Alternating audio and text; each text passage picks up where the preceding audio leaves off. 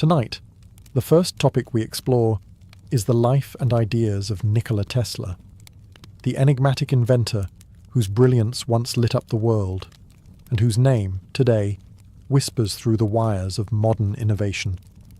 From harnessing the raw power of electricity to envisioning wireless communication long before it was possible, Tesla's imagination soared beyond the constraints of his time.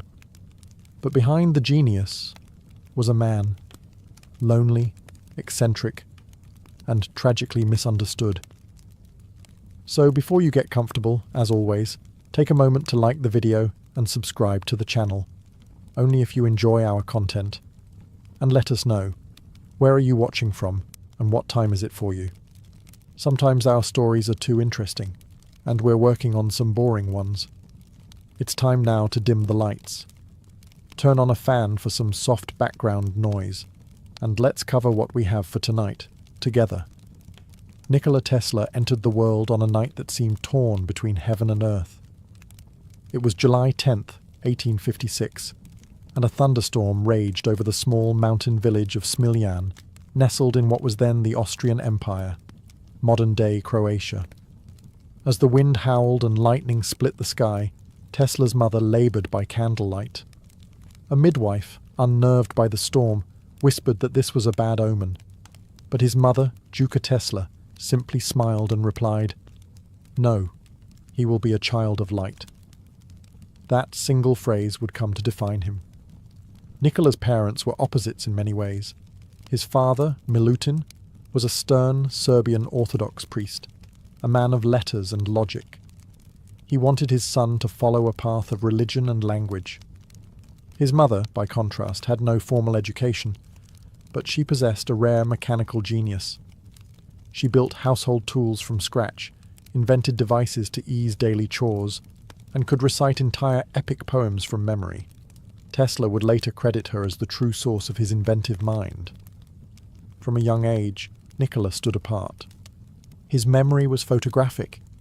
He could read a book once and quote it line by line. His imagination was boundless, so vivid that images would appear before his eyes like waking dreams. He began to see flashes of light and experience hallucinations. At times, the line between his mind and the outside world seemed to blur. He would later describe these moments not as madness, but as a gift, an ability to visualize entire machines with precision, down to the bolts and spinning gears, before ever lifting a tool. He was also deeply sensitive to patterns, sounds, and numbers. Tesla had peculiar habits that would follow him his entire life. He avoided touching hair, couldn't bear the sight of pearls, and was obsessed with the number 3. If he entered a building, he would walk around it 3 times. These weren't just quirks. They were part of a mind finely attuned to the rhythm of the universe. Though few understood him, the young boy from Smiljan was already dreaming of forces no one else could see. Currents that moved through the earth and sky, waiting to be harnessed. The world had no idea what had just been born into its storm, but the future would soon feel the charge. As Nikola Tesla grew, so did the scope of his dreams. While other children played with toys or ran in fields, Tesla wandered through the world with questions. Why did birds migrate without sight? What made the stars shimmer? Could energy be drawn from the earth itself? He didn't just want answers. He wanted to feel the very pulse behind reality. He pursued education with relentless hunger. After completing primary school in Karlovac, Tesla enrolled in the Austrian Polytechnic School in Graz. It was there, surrounded by the ticking of gears and the buzz of generators, that his true vision began to form. In one lecture, he witnessed a demonstration of a direct current, DC motor. It sparked in his mind a quiet rebellion. DC, the dominant electrical system of the time, felt inefficient to him, limited, crude. Tesla imagined something better. He envisioned a world powered by alternating current, AC, a system where energy flowed back and forth in waves, efficient and powerful, capable of travelling great distances with minimal loss. To his professors, the idea seemed absurd, but Tesla didn't argue. He simply stored the vision deep in his mind, where it grew, refined, and evolved like a living machine waiting to be born. His studies, though brilliant, were interrupted. A mixture of illness, overwork, and financial difficulty forced him to leave Graz before graduation. He would later study in Prague, but never formally receive a degree. Still, Tesla was undeterred. Knowledge, to him, wasn't something granted. It was something pursued like a current in the air, invisible, yet everywhere. He spent long nights walking through forests, solving equations in his head. He could see turbines spinning in waterfalls, towers drawing power from lightning, devices floating information through the air. Long before the world imagined such things, Tesla could already feel them humming quietly in his mind. But genius, especially when unshaped by the world's rules, often goes unrecognized. His ideas were too strange, too far ahead of their time.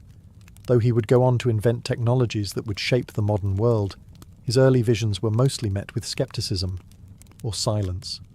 Still, Tesla walked on, guided not by approval, but by something deeper, a vision of the future no one else could yet see, a world not of wires and smoke, but of resonance, vibration, and light. In 1884, Nikola Tesla stepped off the boat in New York City with 4 cents in his pocket, a head full of inventions, and a letter of recommendation addressed to one man, Thomas Edison. The city was alive with chaos, bustling streets, the clang of iron, and the newborn hum of electric lights. Edison was the king of that world. Known as the Wizard of Menlo Park, he had already achieved legendary status as the inventor of the phonograph and the electric light bulb. His company, Edison Machine Works, was expanding rapidly, and Tesla was eager to join. The letter Tesla carried described him as a genius. Edison hired him immediately. At first, Tesla admired Edison's relentless work ethic. Both men were tireless. Both lived on little sleep. But that's where the similarities ended. Edison believed in trial and error, building and breaking until something worked.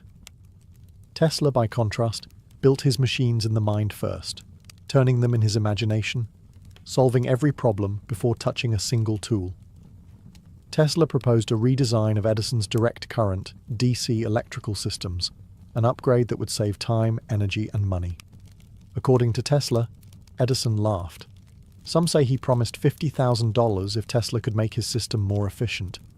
When Tesla did, Edison allegedly waved it off as a joke. "I don't understand American humor," Tesla said coldly. Disillusioned, Tesla left Edison's company. It was a turning point, both liberating and painful. He was jobless, penniless, and wandering the streets of Manhattan. For a time, he dug ditches to survive, his hands in the dirt while his mind remained in the clouds, sketching systems of wireless energy and spinning magnetic fields. Though their rivalry would become legendary, Tesla never truly hated Edison. He once described him as a hard-working man who lacked imagination. Edison, in turn, never grasped the depth of Tesla's vision, nor did he seem to care.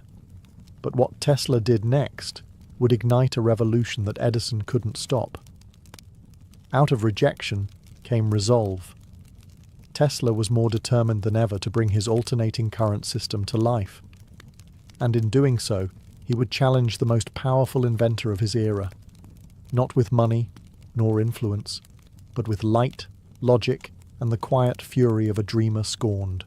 For, after leaving Edison behind, Nikola Tesla was still a man with a vision, but no means. He spent a year laboring beneath the city he longed to electrify, digging trenches for underground wiring. But even in those dim, gritty days, Tesla's mind never stopped spinning, and soon fate would shift. In 1887, Tesla found backers who believed in his ideas. He established his own laboratory in Manhattan and began building his alternating current AC motors. Unlike Edison's direct current, Tesla's system used magnetic fields and rotating currents, able to transmit power efficiently over vast distances. It was elegant, powerful, scalable. Word of Tesla's breakthrough reached George Westinghouse, an industrialist and inventor who had already begun advocating for AC power. He saw in Tesla the missing piece to revolutionize electricity. In 1888, Westinghouse licensed Tesla's patents, offering funding, resources, and, for the first time, recognition. But with progress came conflict. Edison, fearing the collapse of his DC empire, launched a campaign against AC. It wasn't just business. It was a war of ideas, and Edison was prepared to fight dirty. He began a public smear effort, staging gruesome demonstrations that showed animals being electrocuted with AC current, calling it dangerous and deadly. He even backed the invention of the electric chair using AC power, branding it as the execution current. Despite the theatrics, Tesla remained calm. He trusted the science, and when the 1893 World's Columbian Exposition in Chicago awarded its massive lighting contract to Westinghouse and Tesla, AC was given its moment. That fair was a turning point. Over 100,000 electric bulbs lit the night with brilliance never before seen. Crowds gasped as machines buzzed, danced, and whirred, all powered by Tesla's alternating current. It was more than a victory. It was a glimpse into the future. Shortly after, Tesla's system was chosen to harness the energy of Niagara Falls, the first large-scale hydroelectric plant in history. For the first time, a city, Buffalo, New York, was powered by water and current alone. Tesla had won the war of currents, not with showmanship, but with vision and elegant design. But the spotlight, as always, began to shift elsewhere. And while the world cheered, Tesla quietly turned his mind to the next great challenge. He had lit the Earth. Now, he wondered, could he do the same for the sky? With alternating current now humming through cities and across rivers, Nikola Tesla might have stopped there. He had changed the world, but Tesla was never interested in standing still. His mind lived far beyond the present. While others saw wires and profits, Tesla saw resonance, energy in the air, a planet humming with untapped power. He believed the Earth itself could be a conductor. That energy could be transmitted wirelessly, through the ground, through the sky, even across oceans. In the late 1890s, Tesla moved to Colorado Springs, a place with wide open skies and space enough for the strange experiments he dreamed of. He built a massive lab on the edge of town, crowned with a towering Tesla coil. And there, like a modern-day wizard, he began pulling lightning from the heavens. At night, locals could see great arcs of electricity leaping into the sky, lighting up the plains. Rumours spread. Was he controlling weather, summoning forces he didn't understand? Even the ground around the lab would spark and crackle. Tesla had accidentally set the town's electrical station on fire more than once. But he was undeterred. In his journals, he wrote of contacting other planets, perhaps even Mars. He claimed to receive mysterious signals, repeating patterns that hinted, he believed, at intelligent life. Most dismissed him. But Tesla didn't mind. He wasn't trying to convince anyone. He envisioned a global system of towers, broadcasting energy wirelessly, powering ships, lighting cities, and connecting voices across continents. Years before Marconi's radio or modern cell towers, Tesla was already imagining a wireless world. And yet, while Tesla dreamt of universal power, others were dreaming of something else: money. Investors wanted patents and control. They didn't understand or trust a system that couldn't be metered. Why fund a machine that would give energy away for free? In Colorado, Tesla's ideas crackled with possibility. His machines sang with resonance, his towers vibrated with dreams. But as always, he was working far ahead of his time, in a world that preferred wires, walls, and ownership. Tesla returned to New York, not with a final invention, but with a vision. A map of an unseen network, drawn in blue arcs and whispered frequencies. A future not yet built, but still waiting, patiently, in the silence between signals. When Nikola Tesla returned to New York from Colorado Springs, his mind was ablaze with a singular vision: to build the first true wireless power station, one that could transmit not just messages, but energy itself across the globe. With boldness in his eyes and blueprints in hand, Tesla approached one of the most powerful financiers in the world, J.P. Morgan. Tesla promised something extraordinary, a tower that could send wireless communication across the Atlantic, one that would connect continents and eventually provide free energy to the masses. Morgan agreed to fund it. In 1901, on the shores of Long Island's North Shore, the Wardenclyffe Tower began to rise. It stood 187 feet tall, with a deep shaft driven into the ground beneath to anchor the vibrations. At the time, it looked like the future, a giant metal spire, part cathedral, part lightning rod, crowned with a copper dome that hummed with possibility. But Tesla's intentions remained elusive. He spoke little of profits. He dreamed instead of a world where ships at sea could receive power from the air, where villages without wires could glow with light, where no one would ever pay for electricity again. When Morgan discovered that Tesla's true goal was to distribute energy freely, the support began to crumble. Morgan, ever the businessman, reportedly asked, "Where do I put the meter?" And when no meter could be found, the funding dried up. The world, too, was changing.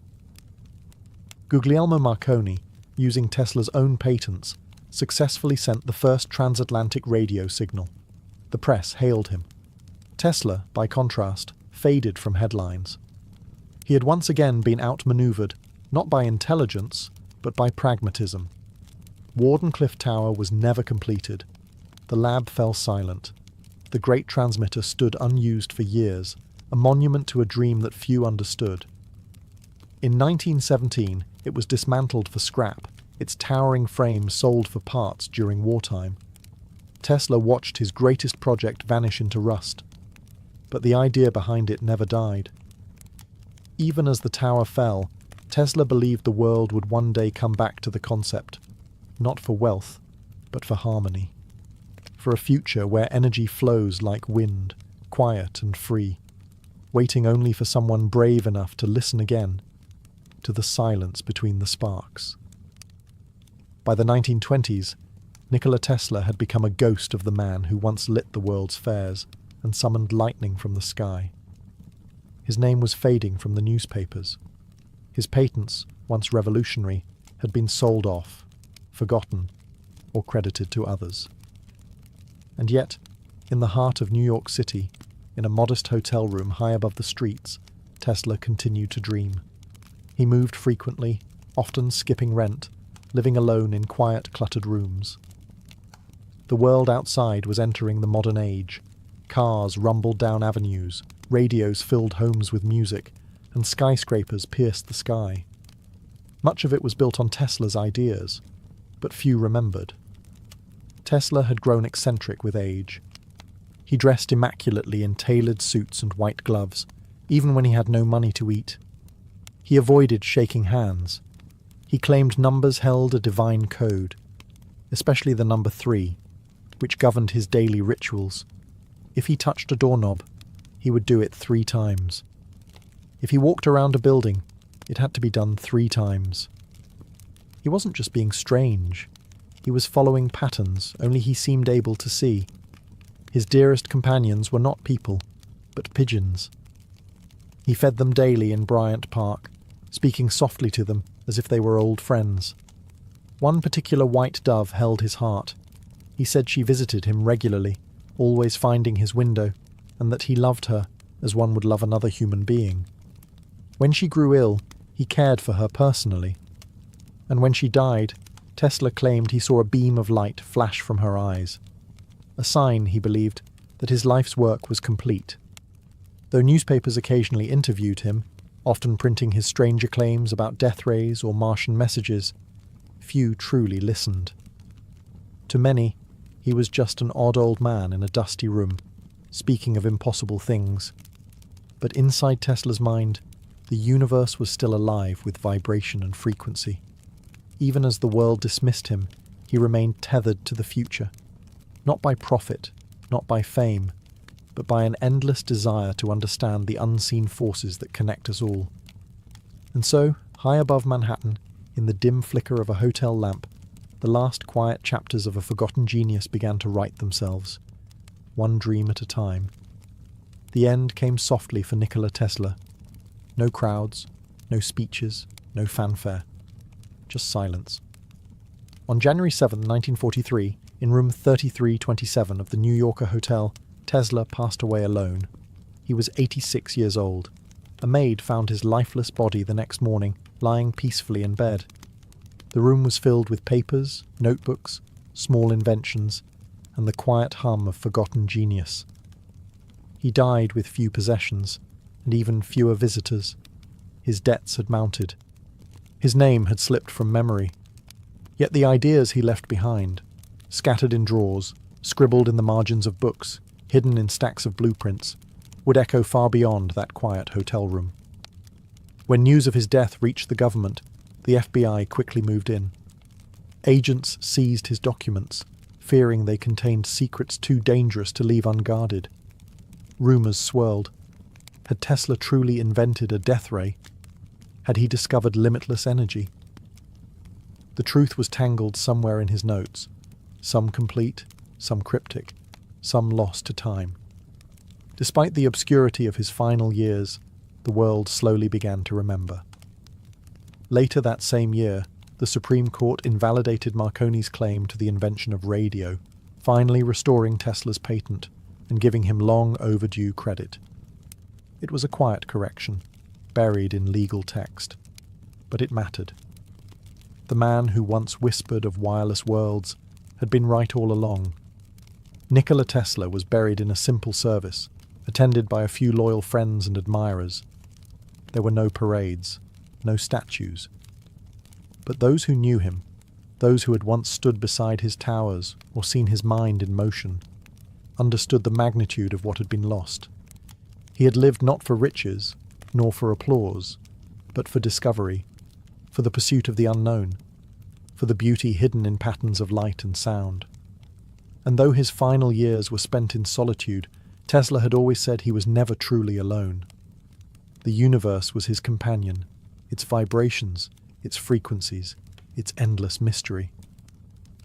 He died quietly, yes, but somewhere, perhaps, in the background hum of the world he helped create, his energy still lingers, soft, brilliant, eternal. Nikola Tesla may have died in silence, but the world he helped shape has never stopped speaking his name. Today, his fingerprints are everywhere, in the buzzing power lines above us, the wireless signals that circle the globe, the machines that move without wires, and the technologies that hum quietly in our pockets. Alternating current, remote controls, radio waves, induction motors, neon lights, all owe a debt to his mind. He saw the earth not just as rock and soil, but as a giant conductor, a vessel of energy waiting to be tapped, shared, and understood. He believed the future would be built not with wires, but with resonance, not with domination, but with harmony. Though others profited from his ideas, Tesla never chased wealth. He died poor, but never bitter. In his heart, he believed that ideas belonged to the world. That knowledge was a form of light. And even if the world was slow to catch up, he knew the current would eventually flow. Decades after his death, his legacy began to rise again. Scientists, engineers, and historians re-evaluated his work. Statues were erected, books were written, schools named after him. And in the 21st century, his name found new life, etched in electric cars, in energy labs, in the minds of those who look at the stars and wonder, what if? But perhaps the truest legacy of Nikola Tesla is not a single invention, or a tower, or a patent. It's the example he left us, of a mind that dared to dream far beyond the limits of its time. Of a man who walked alone, not for lack of company, but because his path had never been walked before. Tesla taught us that the future belongs to the dreamers, that the quiet thinkers, the ones lost in thought while the world hurries by, often carry within them the sparks that will one day light the way for us all. So tonight, as you drift into sleep and the noise of the day fades away, remember this. Somewhere, between silence and electricity, between science and wonder, the spirit of Nikola Tesla still hums softly, timeless, invisible, and waiting to be heard. Long ago, on the shimmering edge of the Mediterranean Sea, a city rose from vision. Its name was Alexandria, founded by Alexander the Great around 331 BCE. Though Alexander would die young and never see the city completed, his dream lingered in its marble streets and sea-swept harbours. After Alexander's death, one of his generals, Ptolemy the First Sota, took control of Egypt. He made Alexandria his capital, and under his rule, the city blossomed. More than just a centre of trade or politics, it became something rare, a place devoted to learning. Ptolemy, influenced by Greek philosophy and the teachings of Aristotle, envisioned a home for all the world's knowledge, not just a collection of scrolls, but a sanctuary of wisdom, a place where the great questions of life, the cosmos, and human existence could be asked, quietly, patiently, without fear. Thus, the dream of the Library of Alexandria was born. It began not with stone walls or columns, but with an idea that knowledge should not be hoarded or hidden, but gathered and shared. The library would be part of a larger institution, the Mausion, a place dedicated to the muses, goddesses of inspiration and the arts. Together, they would become the heartbeat of Alexandria's intellect. The goal was simple, yet impossibly ambitious: to collect every book, every scroll, every fragment of thought in every language from every land. Agents were sent across the world to acquire manuscripts. Ships entering Alexandria's port were searched, and their books copied, sometimes kept. The city became a beacon, drawing scholars, poets, mathematicians, and philosophers from Greece, India, Mesopotamia, and beyond. No one knew how much knowledge the human mind could hold, but in Alexandria, they intended to find out. It's said that the first librarians walked through columns lined with papyrus scrolls, their sandals echoing in vaulted halls. They whispered in Greek, in Egyptian, in languages now lost to time. And in those moments, for the first time in history, humanity began to see itself not as scattered tribes or empires, but as a species capable of learning together. The Library of Alexandria did not begin as a building. It began as a flame that would burn, bright and fragile, at the heart of the ancient world. The Library of Alexandria was not built to house mere stories. It was built to collect the knowledge of the world, every insight, every theory, every poem and prophecy ever written. It was humanity's first attempt to hold, in one place, the sum of its own understanding. But how does one begin to gather the thoughts of an entire civilization? Under the Ptolemies, especially Ptolemy II, the collection effort became relentless. Agents and scholars were dispatched far and wide, to Athens, to Babylon, to Carthage and India. Wherever scrolls could be found, they were copied or acquired. Alexandria's docks became a gateway not just for goods, but for ideas. Ships that entered the harbour were required to surrender any books they carried. The originals were kept, copies returned to the owners. The ambition was clear. Nothing was too obscure or too sacred to be included. Estimates of the collection vary wildly. Some say the library held 40,000 scrolls. Others claim over 400,000. But the true number is less important than the spirit behind it. These weren't just shelves of paper. They were voices, scrolls of science, medicine, astronomy, mathematics, literature, politics, religion. Texts in Egyptian, Sanskrit, Persian, Hebrew, and dozens of other tongues. The library wasn't just Greek, it was global. Among its treasures were early texts on astronomy from Mesopotamia, mathematical principles from India, surgical techniques from Egypt, and philosophical dialogues from Athens. It's said the lost plays of Aeschylus were once kept there, along with ancient maps of the stars, and perhaps even older writings now lost to time. But the library was more than a warehouse of words. Every scroll was carefully copied, translated, and preserved by scribes and scholars. The library didn't just keep information, it refined it. Scholars engaged with these texts, challenged them, expanded upon them. Imagine a place where a student could read the Vedas, consult Aristotle, study Babylonian star charts, and then discuss it all over dinner with the finest minds of the age. That was Alexandria. Each scroll carried the echo of another time, another place, another mind. And within those walls, for a brief moment in history, humanity tried to listen to them all. It was not a collection. It was a conversation, centuries long, ever-growing, and breathtakingly alive. The Library of Alexandria was never just a building filled with scrolls. It was a living, breathing world of minds in motion. Attached to the library was the Mausion, a sanctuary dedicated to the Muses, the divine inspirations behind music, poetry, science, and learning. This was more than symbolic. The Mausion functioned much like a modern university or research institute. It provided housing, food, and stipends for scholars from across the known world. Here, thinkers were not burdened by survival. They were free to read, write, debate, and explore ideas without limit. They lived within the grounds, among gardens, lecture halls, laboratories, and observatories. It was a quiet place, but not a silent one. The halls were filled with the gentle rustle of scrolls, the scratch of pens on parchment, and the soft murmur of conversation, Greek, Egyptian, Aramaic, and others blending into a symphony of thought. The scholars who walked these halls were some of the greatest minds in history. Euclid, the father of geometry, laid the foundation of mathematical reasoning that still guides classrooms today. Eratosthenes, the head librarian, used shadows and sticks to calculate the circumference of the Earth, coming remarkably close to the actual number. Herophilos dissected human bodies, mapping the nervous system and describing the brain as the seat of thought, centuries before such ideas became accepted.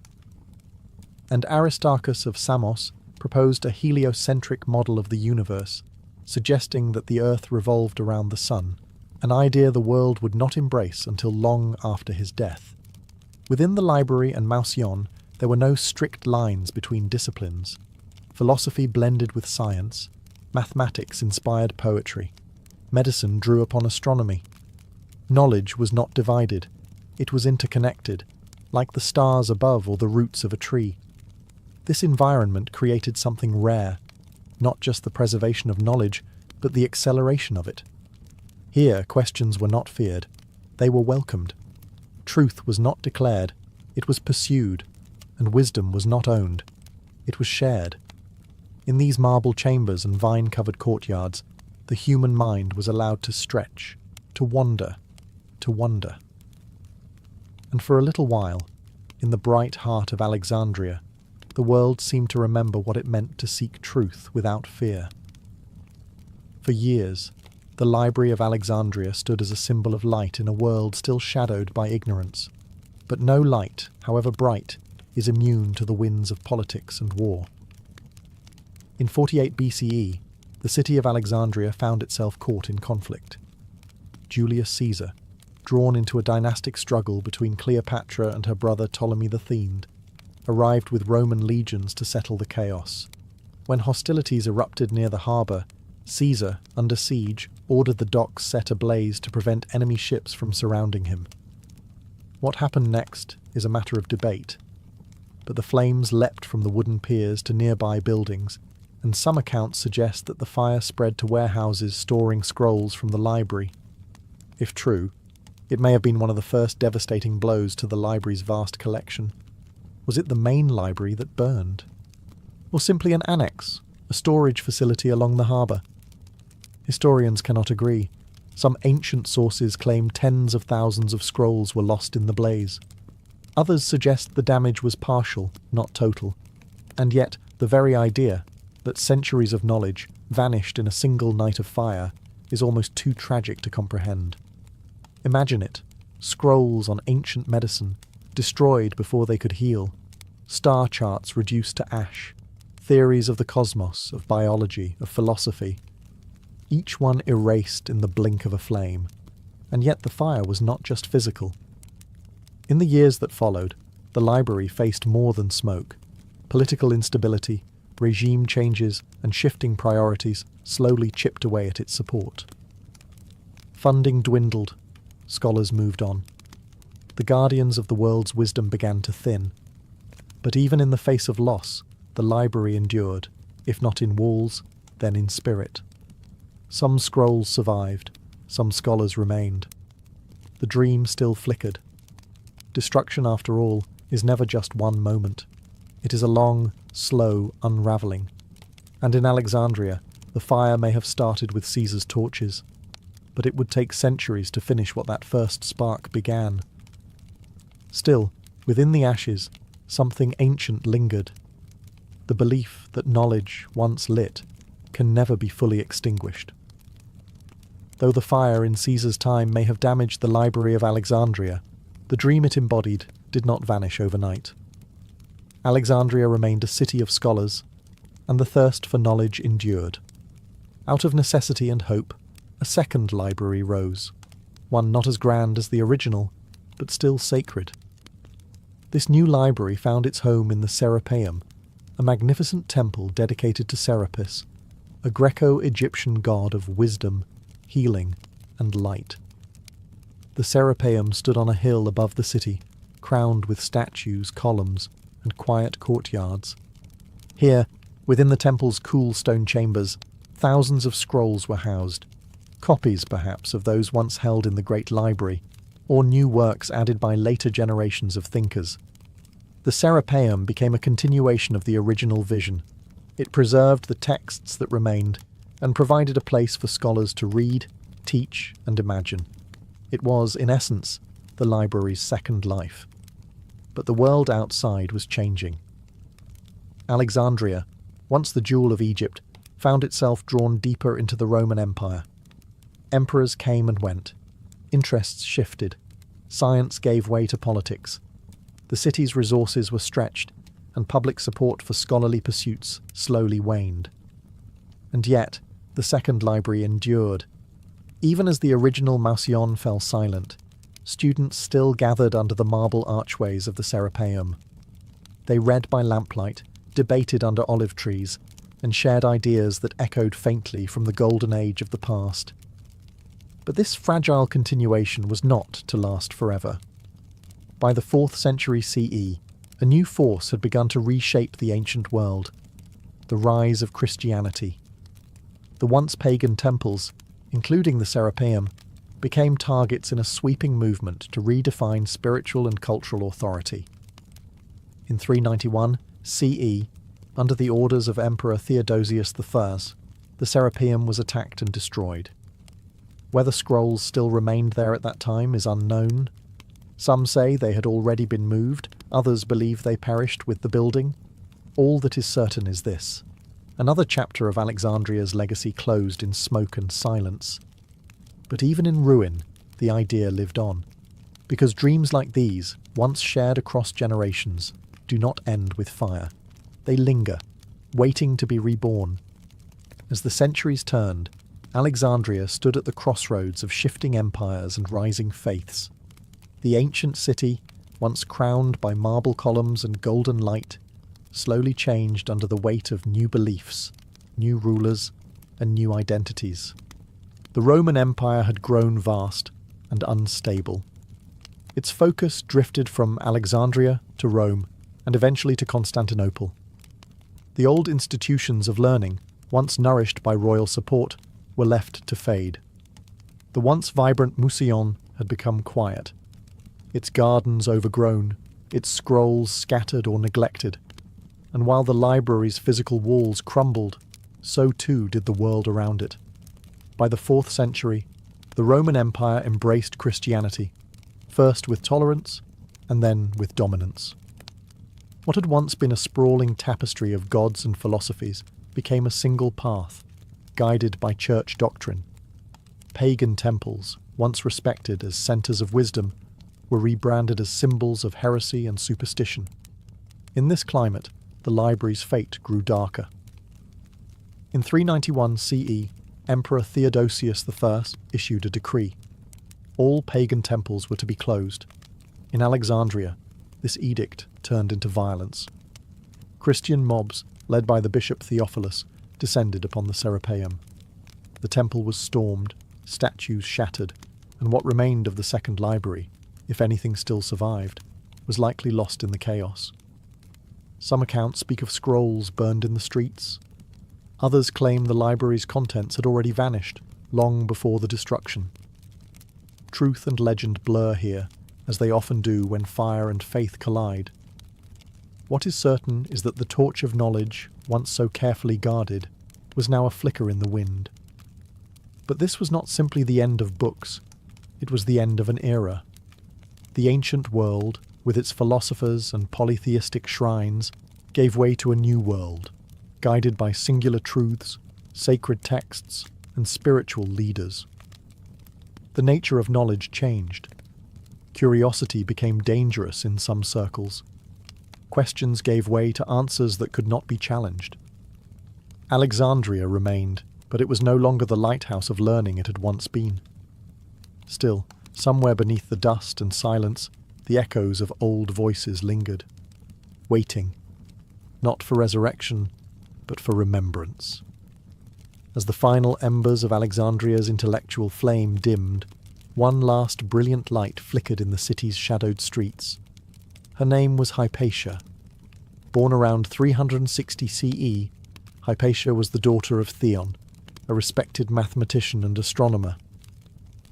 From a young age she was immersed in the world of numbers, stars, and ancient philosophy. But her brilliance quickly surpassed her father's. She became a scholar of mathematics, a teacher of Neoplatonic philosophy, and an expert in astronomy, at a time when women were rarely seen, let alone heard, in such realms. She wore the robes of a philosopher, not out of vanity, but conviction. She walked freely through Alexandria, teaching openly, drawing students of many faiths and backgrounds. To many, she was more than a teacher. She was a symbol, a voice of reason, calm amid the growing storms of religious and political unrest. But the world around Hypatia was changing, and not kindly. Christianity had become the dominant force in Alexandria, and with it came rising tensions between sects, ideologies, and rival leaders. In the early 400s, the Bishop Cyril of Alexandria rose to power, and conflict erupted between his supporters and those of the Roman governor Orestes, a pagan sympathizer and ally of Hypatia. Though Hypatia was not political, she was respected by both sides. That, perhaps, was her danger. In times of fear and power struggles, wisdom is not always welcomed.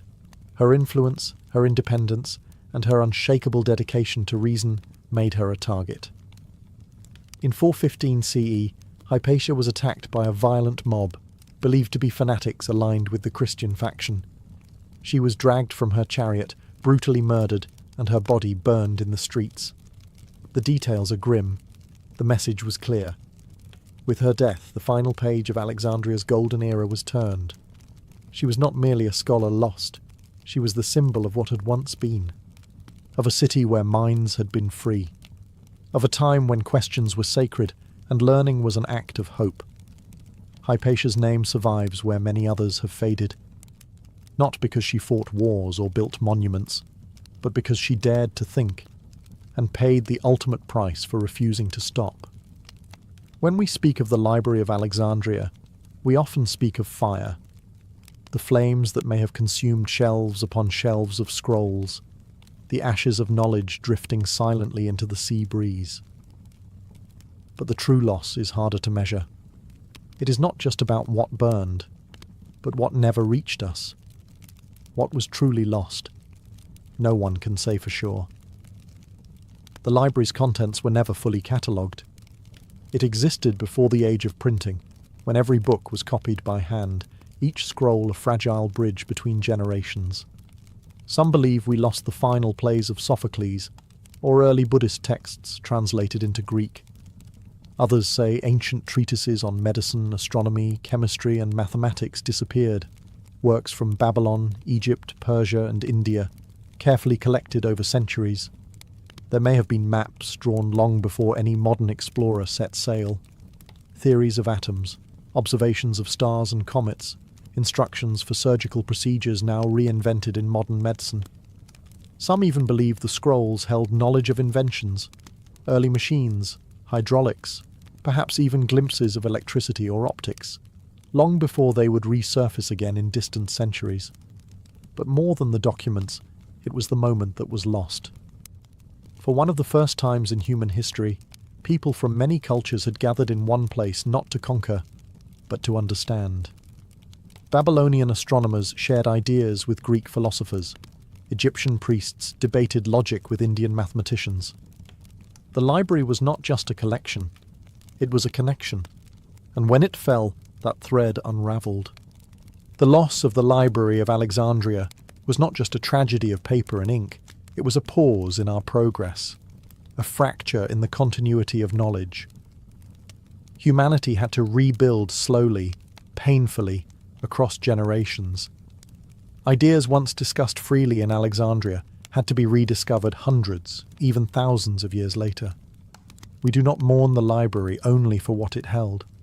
We mourn it for what it represented, a time when curiosity was sacred and learning was limitless, a time when the brightest minds could gather in peace, with nothing to fear but forgetting.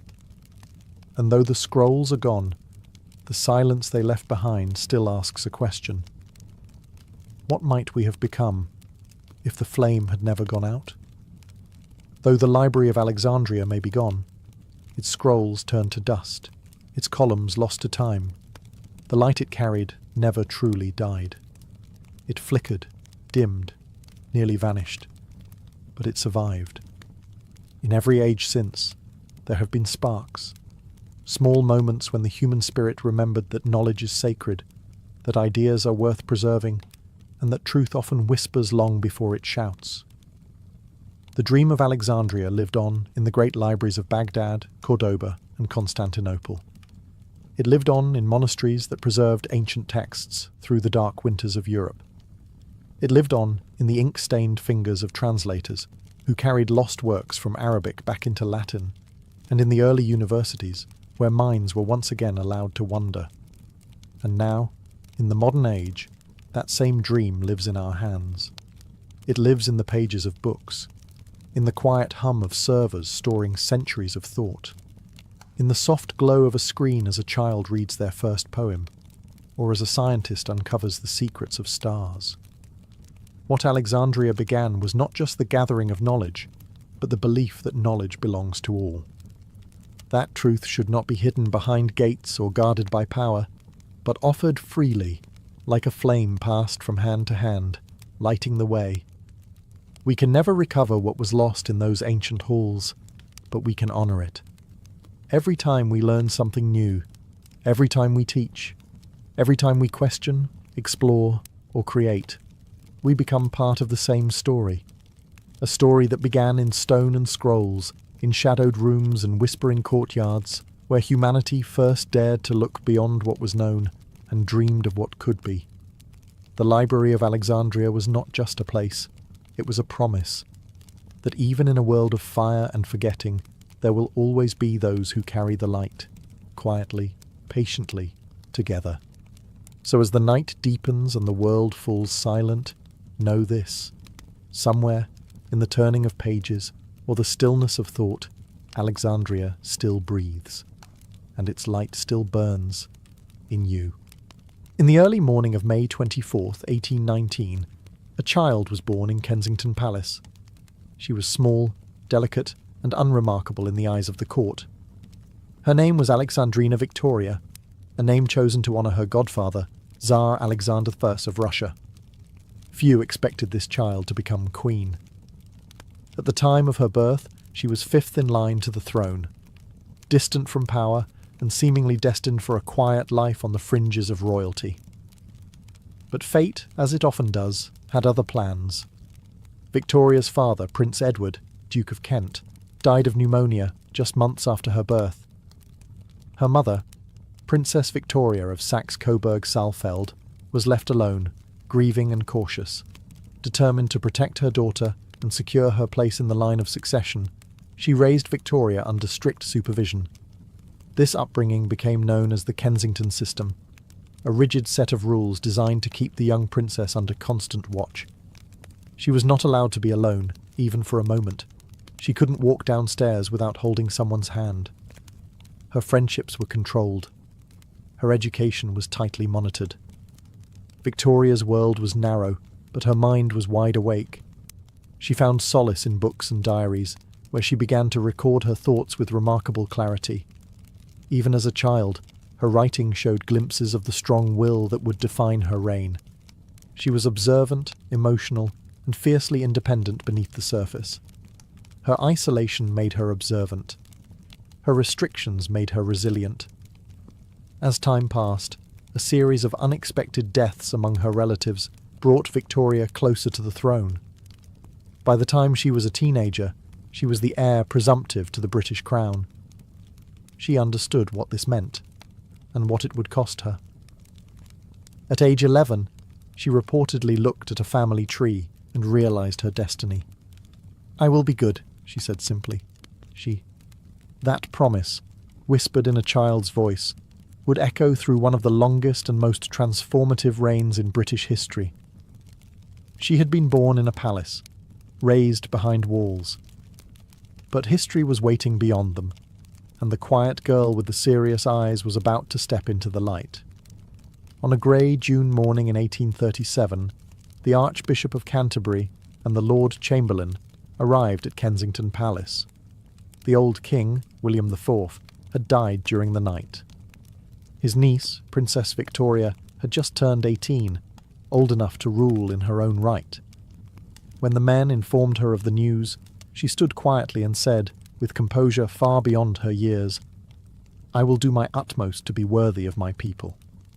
It was the beginning of a new chapter, not only for her, but for an entire empire. Victoria's first moments as queen were marked by quiet strength. One of her first acts was to request that she move out of her mother's apartments and into her own chambers at Buckingham Palace.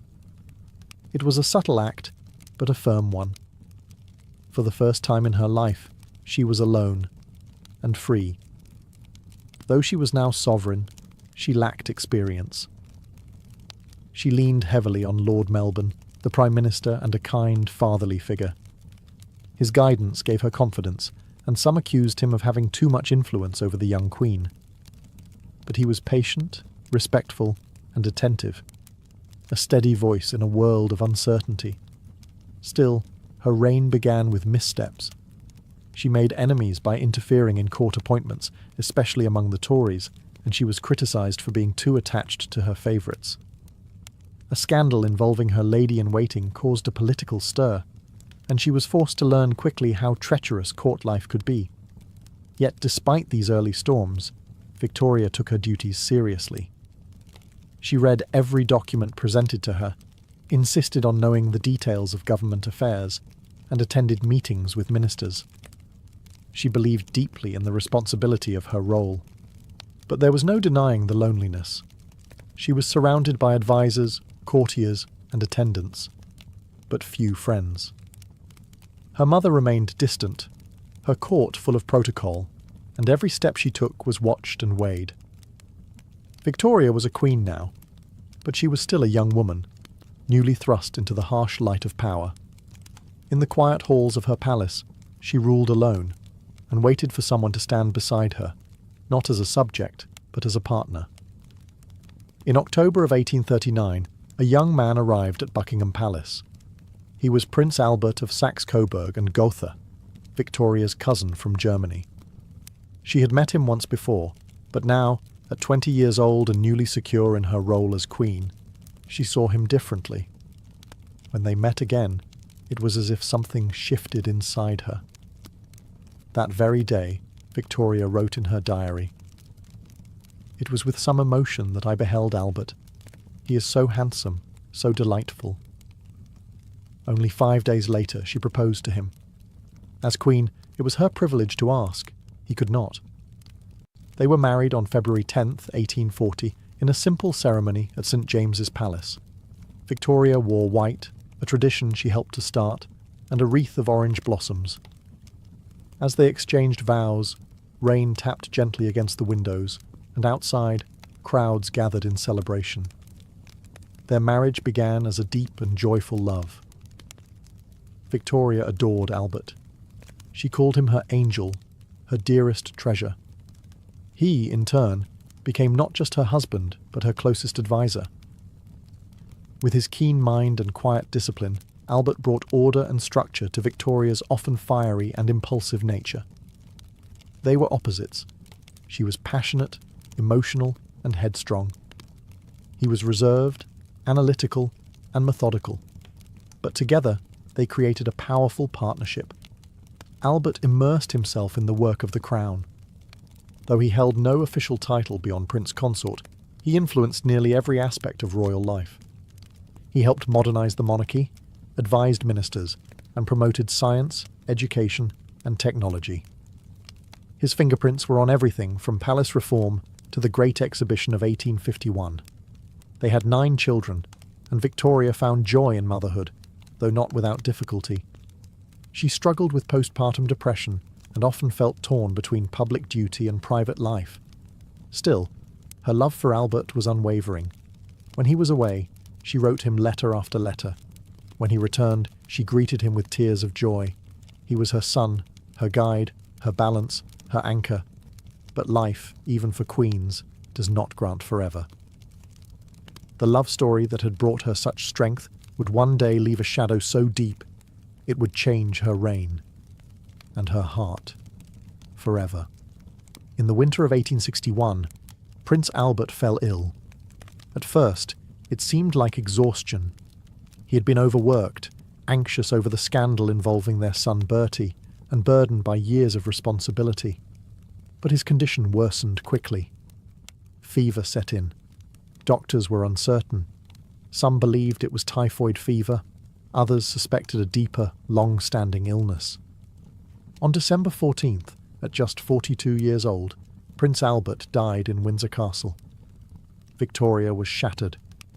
Her world, once filled with letters, laughter, and shared rule, suddenly fell silent. She locked herself away in grief, wearing black mourning clothes the very next day. She would wear them for the rest of her life. For more than a decade, Victoria rarely appeared in public. She refused to enter Buckingham Palace, preferring the quieter retreats of Balmoral in Scotland and Osborne House on the Isle of Wight. Parliament grew impatient. Newspapers criticised her absence. Some questioned her fitness to rule. But though she withdrew from sight, she did not abandon her responsibilities. From her secluded rooms, Victoria continued to govern. She read state papers, corresponded with ministers, and signed every official document. Her mourning was deep, but it did not break her sense of duty. Her grief became legendary. She surrounded herself with Albert's belongings. His clothes were laid out each day. His shaving water was delivered each morning, as if he might return. She kept his rooms untouched, his image in paintings and photographs everywhere. She wrote of him constantly in her diary, referring to him as her beloved and her precious angel. Every achievement, every sorrow, was filtered through the loss of the man she called her soul. To her children, it was both touching and suffocating. They lived in the long shadow of a ghost. And yet, in her mourning, Victoria created something enduring. She shaped the very image of the grieving widow. A queen wrapped in black, enduring sorrow with dignity. Her grief became part of her reign, part of her identity. Victoria ruled alone for 40 more years, but never again would she smile as she once had. The heart of an empire beat on. But deep inside, a quiet chamber of sorrow remained sealed and sacred. While Queen Victoria mourned in black, the British Empire surged forward into its greatest age of expansion. The sun, as people proudly claimed, never set on Victoria's empire. By the late 1800s, Britain held colonies and territories across every continent, from the hills of Canada to the coasts of Australia, the mountains of Africa, the Caribbean, and the jewel of the empire, India. Victoria watched this expansion from a distance. She was not a military strategist. nor did she send armies into battle, but she became the living symbol of the empire, a grandmother to distant nations, a sovereign figurehead on every colonial coin and official seal. In 1876, under the urging of Prime Minister Benjamin Disraeli, Victoria accepted a new title, Empress of India. It was ceremonial, but it carried great weight. Though she never visited India, she felt a deep connection to it. She read about its cultures, studied its languages, and even hired Indian servants to work in her household, most notably Abdul Karim, who became her friend and confidant in later years. To many in Britain, the title confirmed her global prestige. But to those living under colonial rule, the crown often represented something different: control, extraction, and the loss of autonomy. While some admired her, others resented her presence, distant, unasked for, yet all-powerful in name. Victoria herself had complicated views. She disliked racial prejudice and often defended her Indian subjects against the arrogance of her own court. But she also believed in the British mission to civilise and modernise its colonies, a belief common among her time, but steeped in empire's blind certainty. The empire brought great wealth and innovation to Britain: railways, telegraphs, new resources, but at a cost paid by millions across the globe. Victoria, wrapped in mourning clothes, reigned over this vast web of dominion. Her face appeared on stamps that travelled oceans, on coins exchanged in desert markets and mountain towns. She was distant, but everywhere. She had become more than a monarch. She was an idea of stability, tradition, and imperial order. And though she rarely left Britain again, her presence was felt in lands she would never see, her reign stretching across both borders and time. Though Queen Victoria ruled over a vast empire, her private world was ruled by something far more unpredictable: family. She and Prince Albert had 9 children, and through careful matchmaking, many of them married into the royal families of Europe. It earned her the nickname the Grandmother of Europe. Her descendants sat on the thrones of Germany, Russia, Norway, Sweden, Romania, and Spain. Through blood and marriage, Victoria had woven her family into the very fabric of the continent. But royal blood did not guarantee royal harmony. Victoria had high expectations for her children, and she seldom hesitated to voice them.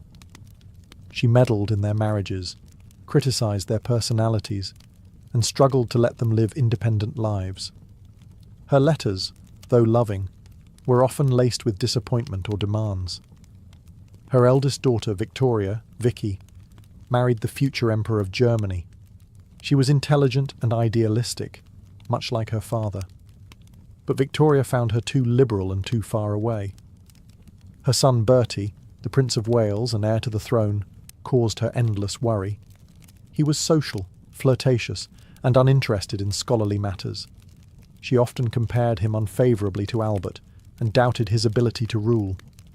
Their relationship was strained for decades.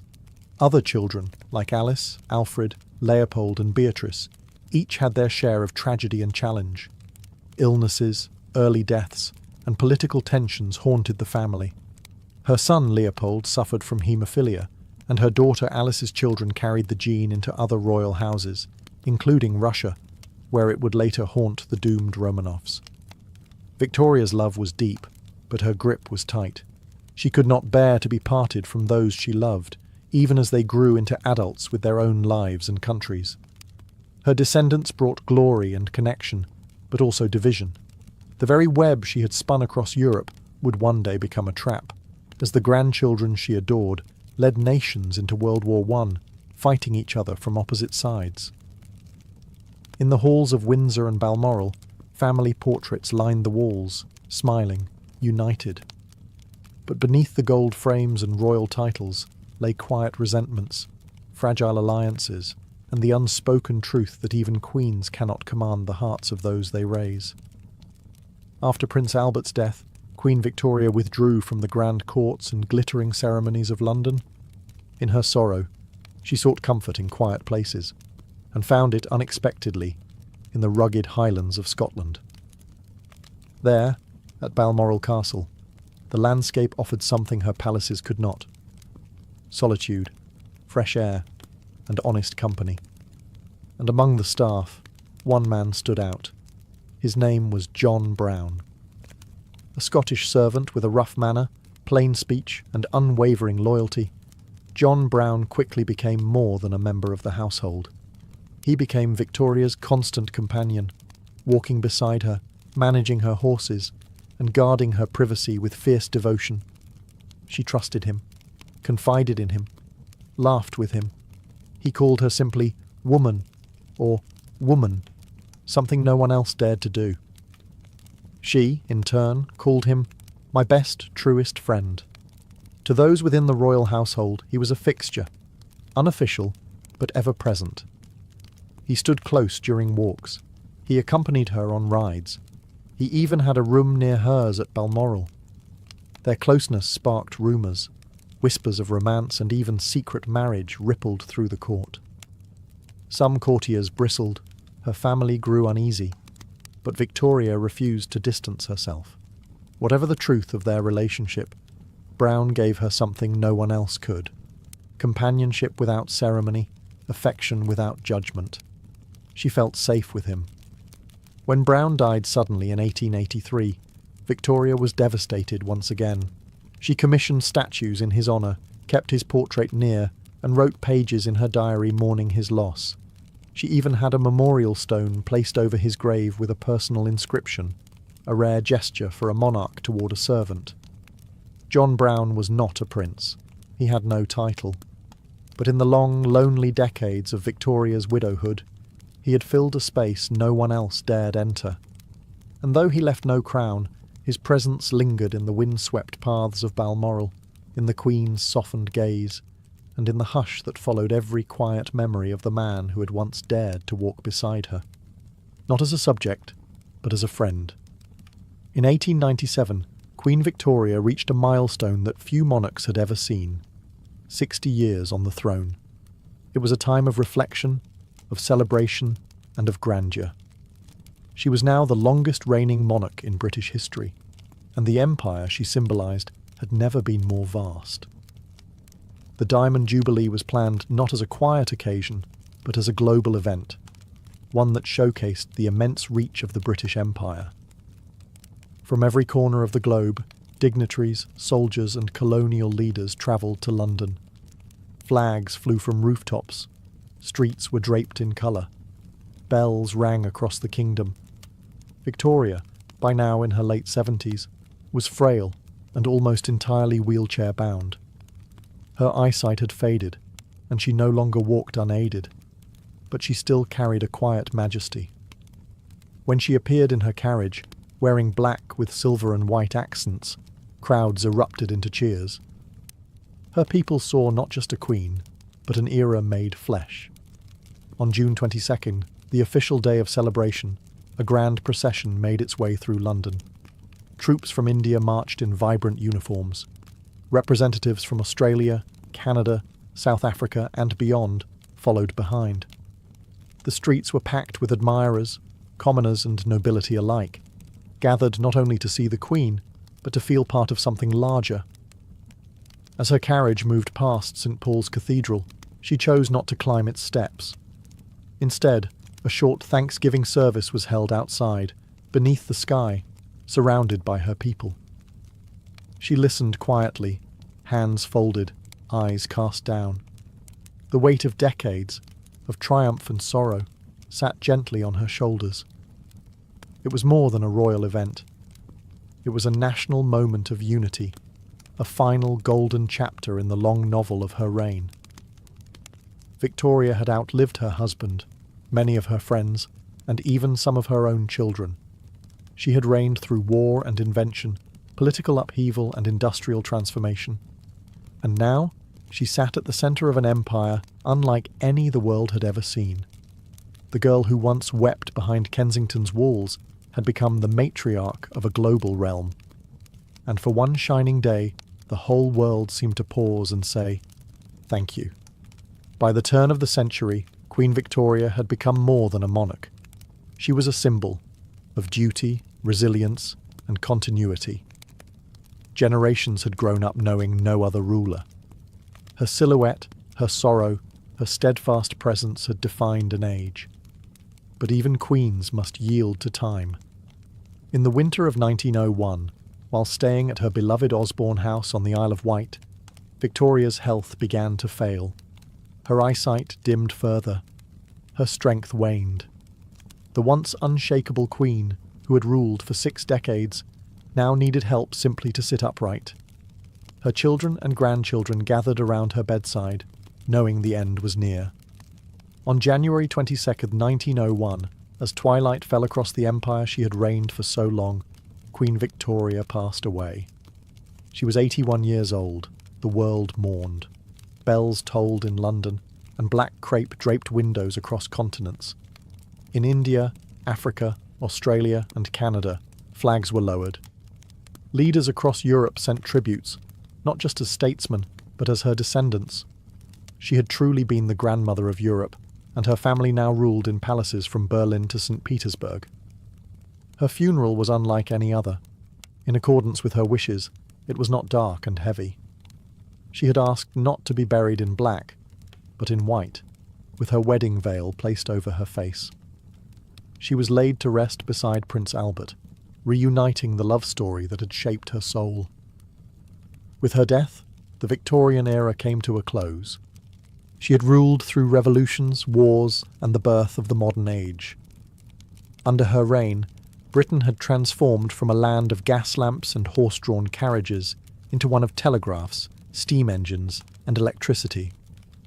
She had seen her nation grow into a world power, and yet had remained rooted in tradition. Victoria was not always adored. She was stubborn, commanding, and deeply human, but her devotion to her country never wavered. She reigned longer than any before her, and when she finally closed her eyes, a chapter in history ended, not with fanfare, but with the soft silence of a queen who had given her entire life to a crown and a people. There was a time when Egyptian hieroglyphs were not a mystery, when priests and scribes wrote prayers and laws across stone walls, and every curve of a bird, every mark of a reed, held meaning. The temples of Karnak, the tombs of the Valley of the Kings, these were not silent ruins. They were once filled with stories, names, and divine poetry, etched in a language meant for gods and kings. But time, as it often does, closed the book. As centuries passed, the old knowledge faded. Egypt was conquered by Persians, then by Greeks, and later by the Romans. Each new ruler brought new tongues, new traditions. The last known hieroglyphic inscription was carved in 394 CE, long after most had already forgotten how to read it.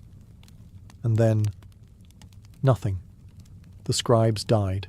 The priests vanished. The keys to understanding were lost. For over 1,400 years, no one could read the writings on Egypt's ancient walls. The meaning of the hieroglyphs slipped into silence. Scholars admired their elegance, their mystery, but guessed wildly at their meaning. Some thought they were purely symbolic, mystic images with no relation to language. Others believed they were magical charms. No one could read the stories carved into the very bones of Egypt. The tomb of Tutankhamun, the mighty reign of Ramses, the wisdom of scribes, the voices of mothers and priests, all of it, locked behind symbols no one could unlock. It was as if an entire civilization had spoken a final word, and then vanished behind stone. By the 18th century, ancient Egypt had become more myth than memory. Travellers explored ruins, sketched statues, and took fragments of monuments back to Europe. But their meanings remained hidden. People could only wonder who these kings were, what these temples once said, and what truths were buried under centuries of sand. Then, in the summer of 1799, something changed. In the dirt near a small Egyptian town, a piece of black stone was found. It was chipped and broken, but something about it felt different. It carried writing, not just in the mysterious hieroglyphs, but also in Greek.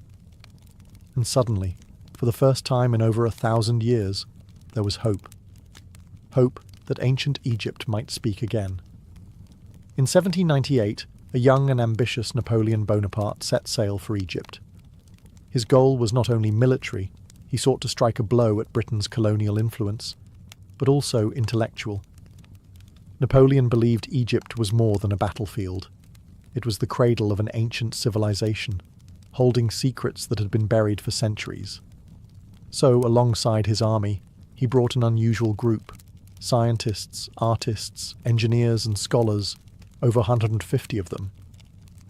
They were known as the savants, and they were tasked with documenting everything they could find about Egypt's past. It was one of the most remarkable scientific expeditions of the time. While soldiers marched through the deserts and Nile valleys, the savants sketched temples, monuments and ruins. They recorded plants and animals, mapped cities, and tried to understand the ancient world that surrounded them. They filled notebooks with careful observations and marvelled at the scale of Egyptian architecture. Everywhere they looked, there were hieroglyphs, carved deeply into pillars, painted along tombs, and etched onto statues. But no one could read them. The language remained closed, beautiful but impenetrable. The savants copied inscriptions and hoped that someday someone would find a way in. The expedition was both a success and a failure. Napoleon's military campaign struggled against resistance from the British and the Ottomans. But in terms of discovery, it was extraordinary. It sparked a wave of fascination with ancient Egypt across Europe, a movement that would later be called Egyptomania. The scholars eventually published their findings in a monumental work called Description de l'Égypte, a series of volumes filled with drawings, maps, and writings about Egypt's history and culture. But even in those pages, the hieroglyphs remained silent. Then, in 1799, near a sleepy town called Rosetta, something unexpected happened. French soldiers, working on a fort along the Nile Delta, unearthed a heavy black slab. It was inscribed with 3 sets of writing: Greek, Demotic, and Egyptian hieroglyphs. The moment the scholars saw it, they knew it was different. This was not a ruin or a statue. This was a message, written in multiple languages. And if the Greek could be read, then perhaps, for the first time in centuries, the language of the pharaohs could be read too. It was July 1799. In the dusty heat of Egypt's Nile Delta, French soldiers worked under the sun, rebuilding the old Fort Julien near the town of Rosetta, a sleepy, palm-lined settlement not far from the Mediterranean coast. As they dug the foundations of the fort, one of the men struck something hard beneath the earth. At first, they thought it was just another slab of stone. Egypt, after all, was filled with ruins. But this stone was different. It was smooth, dark, heavy, and it was carved, not with 1 script, but 3. The man in charge, a French officer named Pierre-François Bouchard, immediately recognized its potential. He cleaned the stone and saw at the top a line of intricate hieroglyphs. In the middle, a flowing script known as Demotic, and at the bottom, clearly and legibly, Greek. It was damaged, the top corner missing, but enough remained to see the importance. Bouchard knew that Greek could be read, and if the message was the same across all 3 scripts, then this stone could be a bridge, a connection between the known and the forgotten. The Rosetta Stone, as it would later be called, measured about 3 feet 9 inches tall, made from a dark granitic rock known as granodiorite. It weighed nearly 1,700 pounds. But its true weight wasn't physical. It carried the weight of a lost language, and possibly the key to unlock it. Bouchard had the stone transported to Cairo, where the French scholars crowded around it in awe. They quickly copied the Greek text and began working on translations. It was clear that this was no myth or religious chant. It was a royal decree issued during the reign of Ptolemy V, a boy king who ruled Egypt over 2,000 years earlier. For the first time, scholars had a piece of ancient Egyptian writing that came with a translation. The stone was cracked, incomplete, but it was real, and it was enough. The message it carried had waited silently beneath the earth for centuries. Not in gold, not in glory, but in language. And now, for the first time in 1,400 years, ancient Egypt was ready to speak again. Once the Greek text on the Rosetta Stone was carefully transcribed, the message began to take shape. It was not a myth or poem, but a formal government decree issued in 196 BCE during the reign of Ptolemy V Epiphanes, a young king of the Ptolemaic dynasty. The decree praised the king for his generosity to the temples and his efforts to bring peace and prosperity to Egypt. It declared that a statue of the king should be placed in every temple and that priests should honour him with feasts and ceremonies. It was a standard royal proclamation, meant to display power and loyalty across the kingdom. What made it extraordinary wasn't the content, it was the language. The decree was written in 3 scripts, each used by a different segment of Egyptian society. Hieroglyphs at the top, used by the priesthood for religious and ceremonial inscriptions, sacred, ancient, and unreadable to modern eyes. Demotic in the middle, a simplified Egyptian script used for daily affairs, business, and administration, faster to write, but also forgotten over time. And Greek at the bottom, the language of the ruling elite, which scholars in the 18th century could still read fluently. This trilingual inscription was likely intended to make the decree accessible to everyone in Ptolemy's Egypt, from priests to scribes to rulers. But centuries later, it became something even more valuable, a linguistic bridge. By comparing the known Greek with the unknown hieroglyphs and Demotic, scholars believed they might finally unlock the ancient Egyptian script. It was the closest thing they had to a bilingual dictionary, etched in stone. But even with the Greek translation, the task would not be simple. Egyptian scripts were complex. Hieroglyphs, in particular, were filled with images. Birds, eyes, lions, reeds. Were they sounds? Were they symbols? Were they both? The Rosetta Stone offered a doorway, but not yet a key. Still, for the first time in over a millennium, there was real hope. Hope that the names of forgotten pharaohs, the rituals of ancient temples, and the stories carved into tomb walls might one day be heard again. Not in silence, but in their original voice. The Rosetta Stone had been discovered by the French, but in the chaos of empire, even discoveries can be claimed like territory. In 1801, just 2 years after the stone was unearthed, French forces in Egypt were defeated by a coalition of British and Ottoman troops. As part of the capitulation of Alexandria, the French were forced to hand over their scientific treasures, including artifacts, maps, drawings, and the Rosetta Stone itself.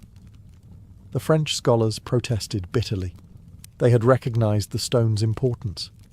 They had begun its study. But war had no patience for fairness. The stone was packed into a crate and placed aboard a British ship. It crossed the Mediterranean, passed through the Strait of Gibraltar, and arrived in London in early 1802. There, it was presented to King George III, and soon after placed in the British Museum, where it remains to this day. On its surface, a new inscription was added, captured in Egypt by the British Army in 1801. Though the Rosetta Stone had nothing to do with battle, it became a trophy, a symbol not just of discovery, but of imperial possession.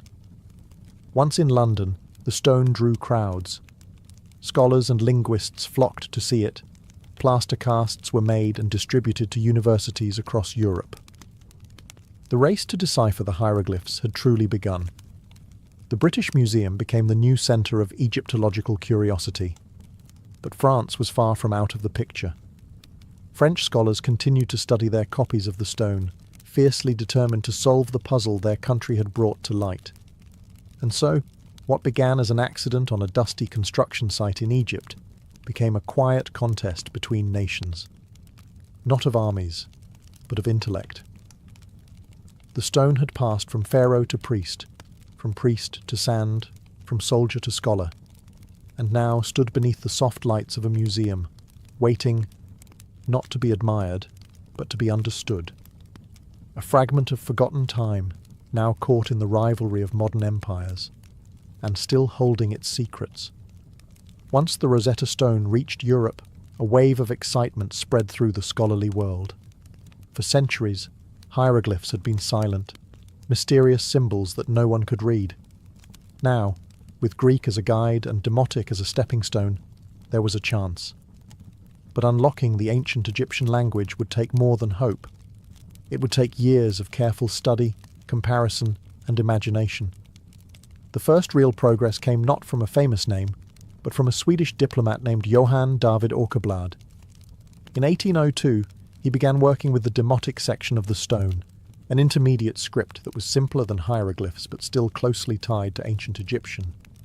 By comparing it with the Greek, he managed to identify several proper names, like Alexander and Ptolemy. It was a small but vital step.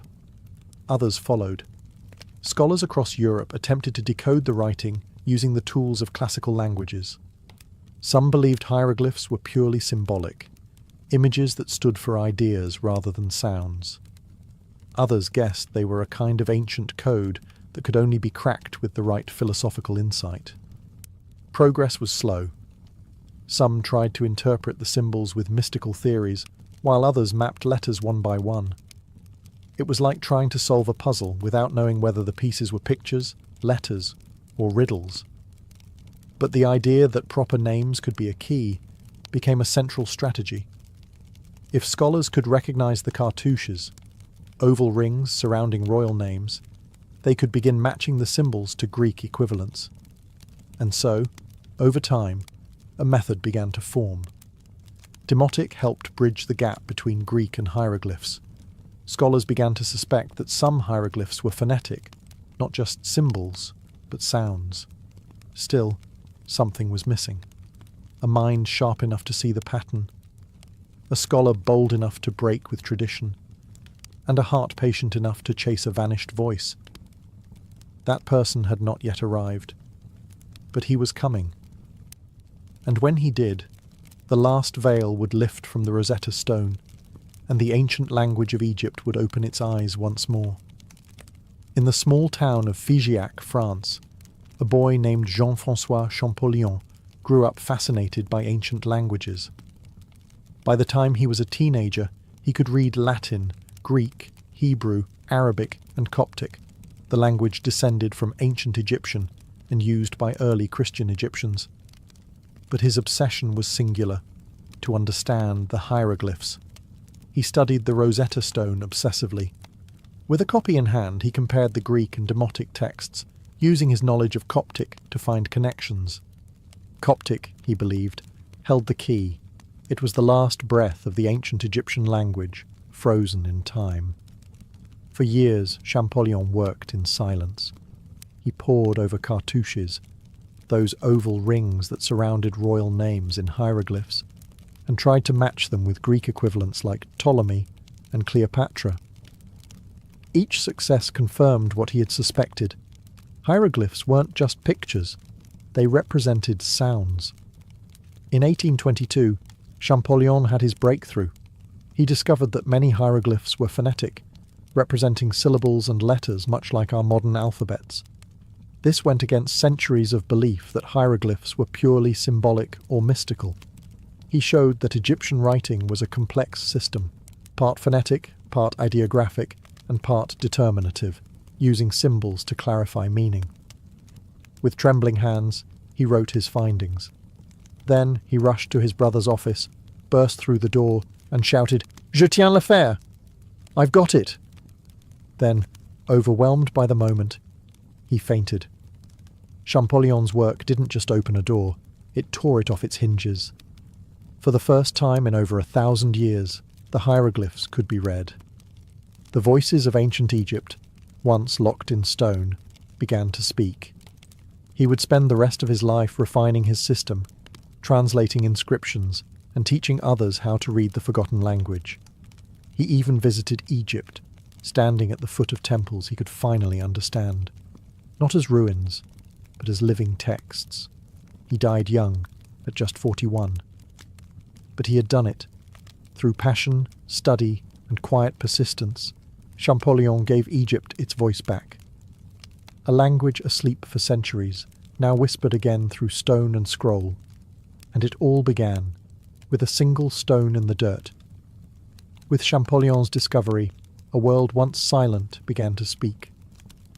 Temples that had stood in silence for centuries, Luxor, Karnak, Abu Simbel, were no longer mute.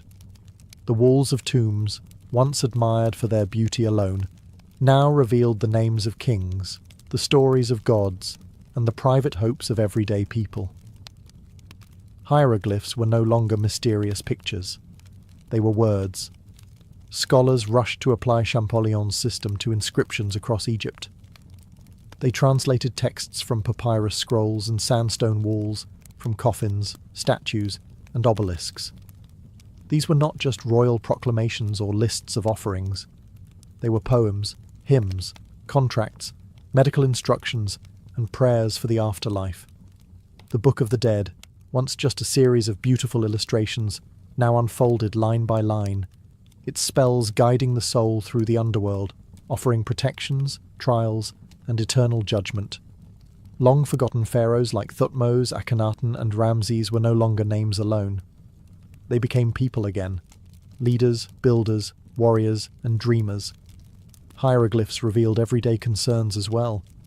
Scribbled notes between workers, jokes and graffiti in temple corridors, even letters written to the dead by grieving family members. These were not distant gods or alien beings. They were human voices reaching out across time. And what a language it was! Hieroglyphs combined beauty and function, each sign both a sound and a symbol. An owl might mean the letter M, but it also represented wisdom. A reed might mean I, but it also stood for growth. The writing was layered, poetic, and precise. Egypt was no longer a myth. It became a civilization that could speak for itself. And all of it had waited, hidden in plain sight, on statues, stelae, and temple ceilings, waiting for someone to listen. The discovery of how to read hieroglyphs didn't just change Egyptology. It changed our relationship with the past.